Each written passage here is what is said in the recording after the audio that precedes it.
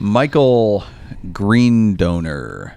How did the thought of having to return the car to the rental agency factor into running certain countermeasures or mounting things? Well, as I was bragging earlier at the restaurant, I did have 2 deer whistles. Stuck those babies on the grill down low.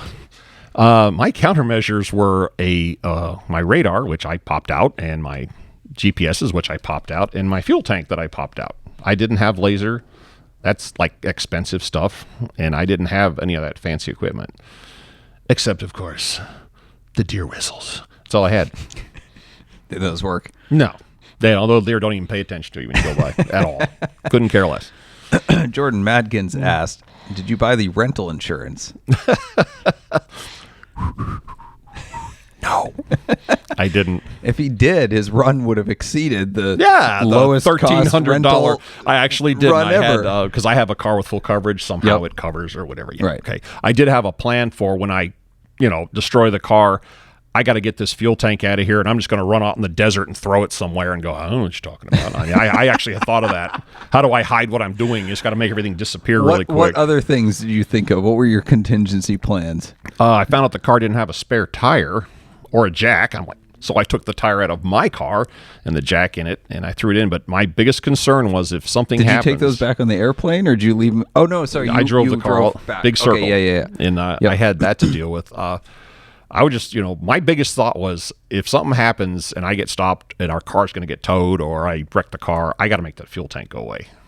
I just make the tank go away. That was my biggest thing, because that's the only real evidence they would have had that there was something amiss going on with that car. All right.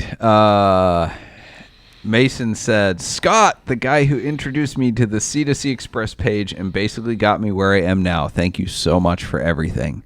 Yeah, so you have fans. You have fans. Whoop, whoop.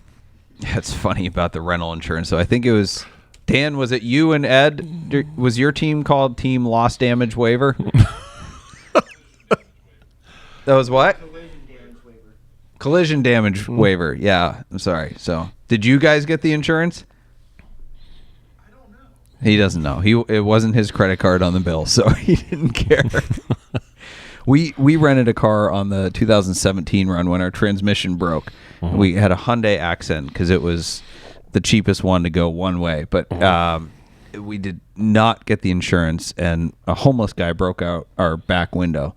So when we turned it in, we just we said it was there, and they signed off and left. And 2 months later, I get a call asking about the back window. I said, back window got broken in. And the guy goes, well, was there an incident? I'm like, I don't know what the right answer here is. I'm like, I don't think so. The back window just got broken in. Was there an incident? I'm like, flip a coin. No. Like, okay, thank you. Click. Never got a bill or anything. I'm like, I'm glad I didn't say yes. I'm going to try that next time. What's the incident charge? Sir, your bank account's overdraft $4,000. No, it isn't. Oh, okay.